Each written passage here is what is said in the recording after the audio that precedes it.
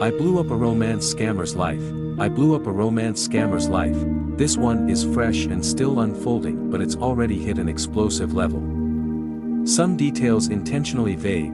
Context: I'm a woman in my 30s with a reasonably good corporate-type job in a field with lots of room for growth and am recently back into the dating scene after a decade.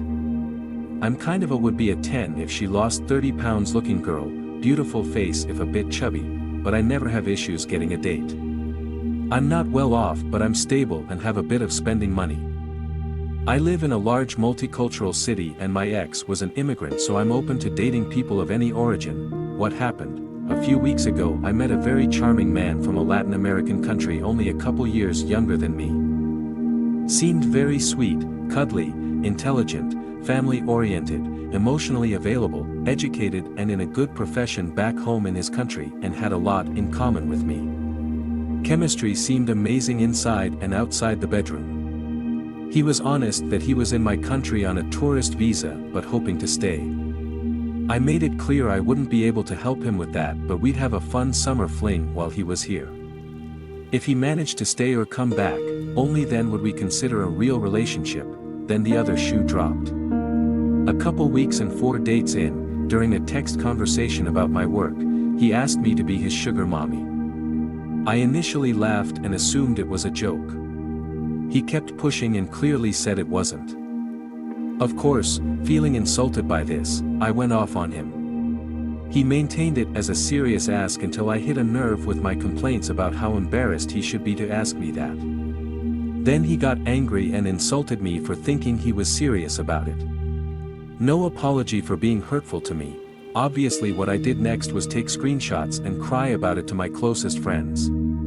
I was hurt that I was fooled into thinking he liked me and that he thought I needed to pay for a man. My friend started the fuse on what happened next. One of my friends started snooping more on his online presence. Together we found about 6 different Instagram accounts that were him using different variations of his name and different photos of himself, all uploaded in batches.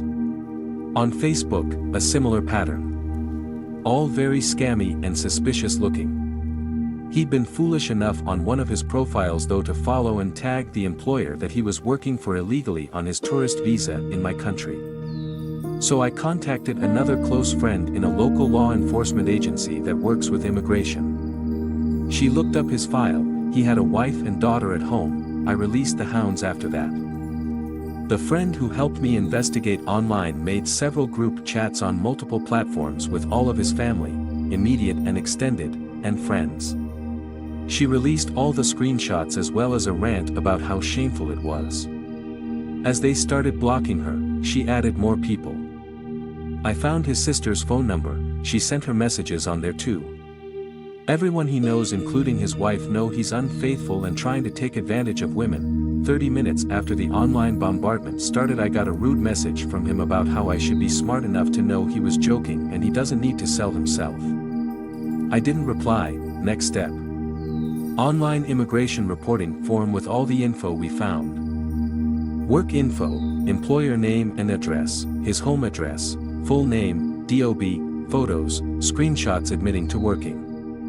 Usually these reports take months to be reviewed if at all, but I gave the file number to my law enforcement friend. 2 days later, law enforcement officers visited him at home. They found him with a phone number that was issued to a local resident. All his roommates also had numbers issued to the same person, a direct link to the employer. He received a caution for trying to scam me, a no-contact order and a flag on his immigration file that based on his country of origin will likely mean he can never return, as well as a strict warning to not work without authorization. His roommates also received warnings.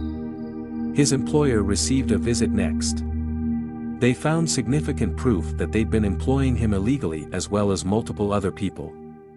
Their investigation is still ongoing, but so far they are likely to receive tens of thousands in fines or possible jail time. The guy isn't getting deported because the government would have to pay for it and proceedings take longer than his remaining visa time, but he's now upgraded from a flagged file to a multi-year ban on re-entry to my country. If he bothers me again though, he will be deported as well. Hope he enjoys going back to his angry wife and the ridicule from everyone he knows. See ya again, never.